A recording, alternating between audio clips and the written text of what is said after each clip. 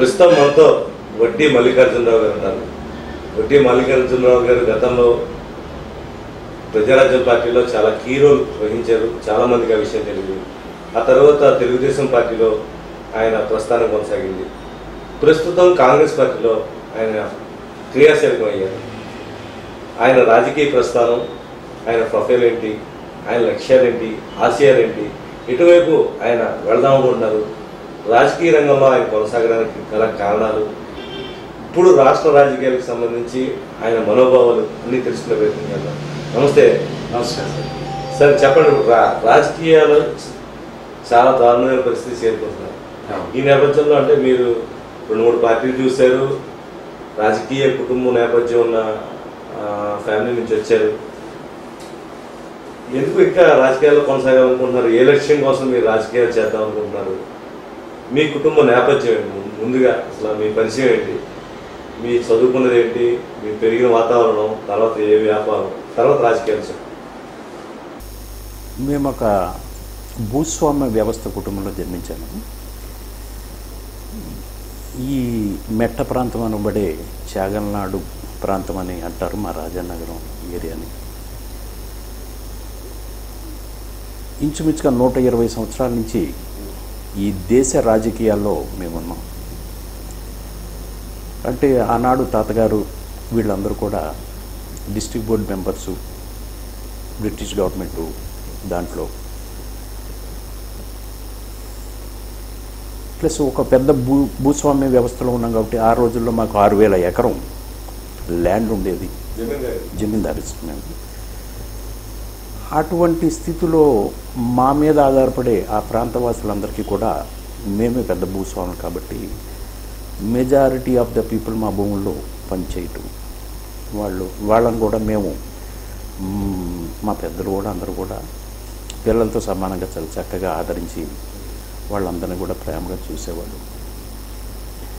ఆ తర్వాత కాలంలో స్వాతంత్రం వచ్చిన తర్వాత కూడా 1952లో మొట్టమొదటిసారిగా సమితి ఎలక్షన్స్ జరిగినాయి ఈ దేశం, మన రాష్ట్రంలో. మొట్టమొదటి రాజానగరం సమితి ప్రెసిడెంట్గా మా పెద్దనాన్నగారు వడ్డీ ముత్యాలగారు. అప్పటికి ఆయన వయసు ఒక 25-26 ఏళ్ల వయసులో నీలం సంజీవ్ రెడ్డి గారి శిష్యుడిగా ముద్ర వేసుకున్నటువంటి ముత్యాలగారు ఆ సమితి ఎన్నికల్లో అత్యధిక మెజార్టీతో గెలవడం జరిగింది. తదనంతరం 1900 భాషా ప్రయుక్త రాష్ట్రాలు ఏర్పడిన తర్వాత 1962లో జరిగినటువంటి ఎలక్షన్లో సంజీవ్ రెడ్డి గారి కోరిక మేరకు ఆయన సమితి ప్రెసిడెంట్గా ఉన్నటువంటి తన పదవీ కాలాన్ని త్యజించి జగ్గంపేట నియోజకవర్గానికి ఎమ్మెల్యేగా పోటీలోకి ఆనాటి ఉమ్మడి రాష్ట్రంలోని మినిస్టర్ అయినటువంటి కాట్రావులపల్లి జమీందారు అయినటువంటి దురిశెట్టి గోపాలరావు గారి మీద పోటీకి పెట్టడం జరిగింది ముత్యాలగారిని. ఇప్పుడున్నటువంటి జగ్గంపేట, ఆనాడు రంగంపేట సమితి, జగ్గంపేట, రాజానగరం సమితి 3 కూడా ఆనాడు జగ్గంపేట నియోజకవర్గంలో ఉండేవి. ఆ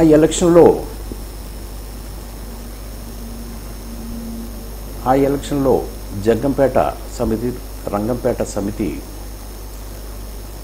2 ప్రాంతాల కౌంటింగ్ అయ్యేటప్పటికీ మేము 25,000 ఓట్ల వెనుకబడి ఉన్నాము మినిస్టర్ గారి మీద. ఒక రాజానగరం సమితి లెక్కించవలసినటువంటి ఓట్లు 28,600 మిగిలి ఉన్నాయి. అటువంటి పరిస్థితిలో రాజానగరం సమితి ఇక మనల్ని ఎంతవరకు మనం గెయిన్ చేయగలమనే ఆలోచనతో నాన్నగారు, పెద్దనాన్నగారు ఇద్దరు కూడా కౌంటింగ్ హాల్లోంచి లేచి ఇంటికి వచ్చేశారు.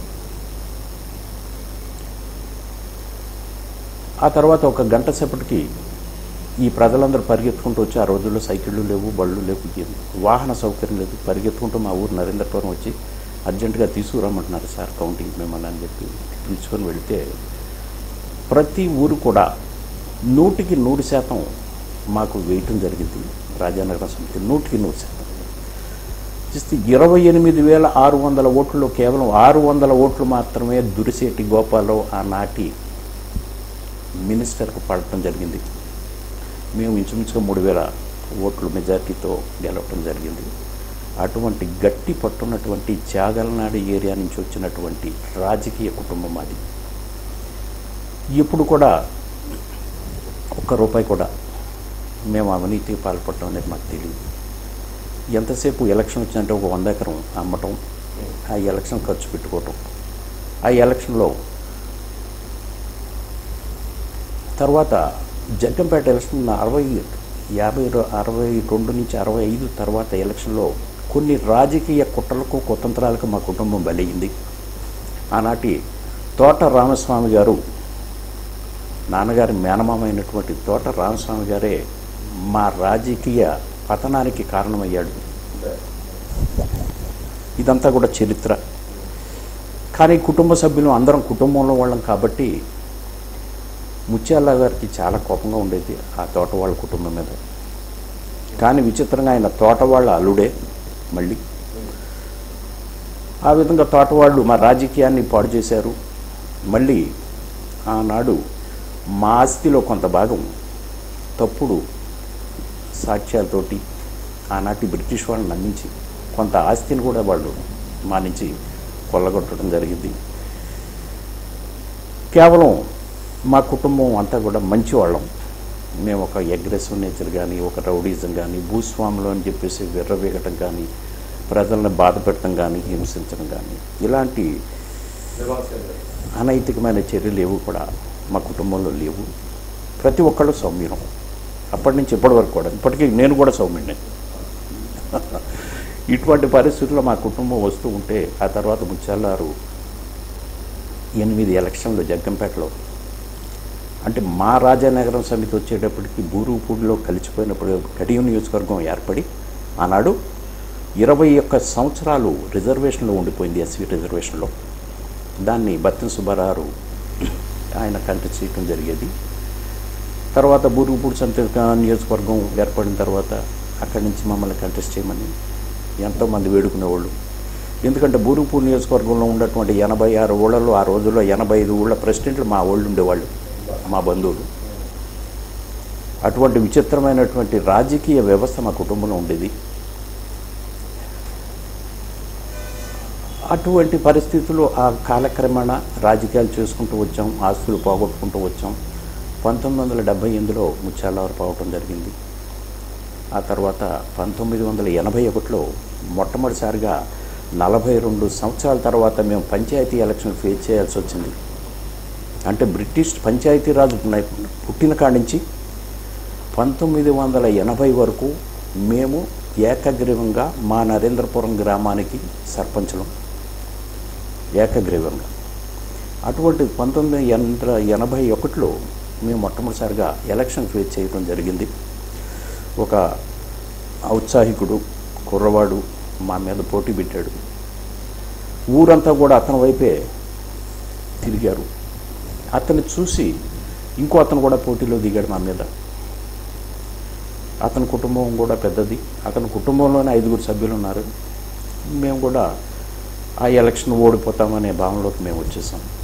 ఎందుకంటే 42 సంవత్సరాల అసంతృప్తి మా మీద వీళ్ళు ఖచ్చితంగా ప్రకటిస్తారనే భావంతో మేము ఉండేవాళ్ళం.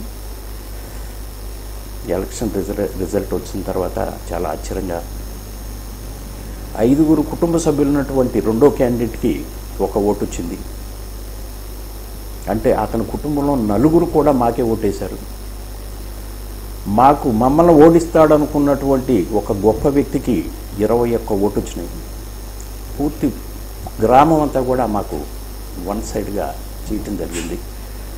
ఆ తర్వాత 1983లో ఎన్టీ రామారావు గారు పార్టీ పెట్టినప్పుడు మా వీరభద్రరావు గారిని పిలవటం జరిగింది.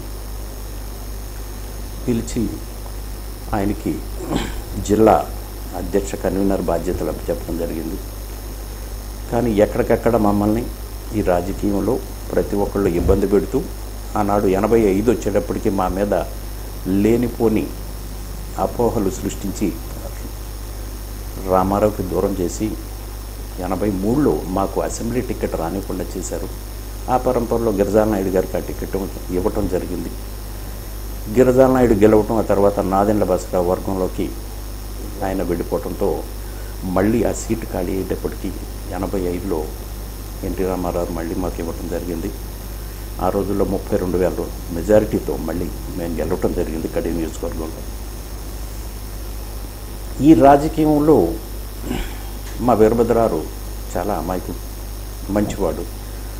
ఇంచుమించుగా ఈ నియోజకవర్గంలో 1,00,000 మందిని పేరు పెట్టి పిలవగలిగినటువంటి మెమరీ ఉన్నటువంటి వ్యక్తి. ప్రతి వాడిని కూడా ఎంతో ఆప్యాయంగా ఏరా నాన్న అని చెప్పి ప్రతి వాడిని భుజం తట్టి, అదేవిధంగా మా ఇంట్లో 143 సంవత్సరాలు అగ్గిపుల్లతో పొయ్యి అంటించిన విధంగా గాడి పొయ్యి మండుతూనే ఉంది. ప్రతిరోజు కూడా తక్కువ అంటే 500 నుంచి 1000 మంది భోంచేస్తూనే ఉండేవాళ్ళు ఎప్పుడు కూడా. రాష్ట్రం అంతా కూడా ఈ విషయం తెలుసు, వడ్డీ వాళ్ళ ఇంట్లో భోజనానికి కరువు ఉండదని. ఈ విధంగా మేము మాకున్నటువంటి ఆస్తులన్నీ కూడా ఖరీదించుకుంటూ 1 ఎకరం మిగిలింది. 1 ఎకరం మిగిలింది. ఇవాళ 1 ఎకరంతో 1000 ఎకరాలు సంపాదించుకునే ఈ వ్యవస్థలో 6,000 ఎకరం నుంచి 1 ఎకరానికి వచ్చిన రాజకీయ కుటుంబం మాదే. ఉదయిస్తున్న సూర్యునితో ప్రభవిస్తున్న వార్తా ప్రపంచం ఈస్ట్ న్యూస్. ఉదయిస్తున్న సూర్యునితో ప్రభవిస్తున్న వార్తా ప్రపంచం ఈస్ట్ న్యూస్.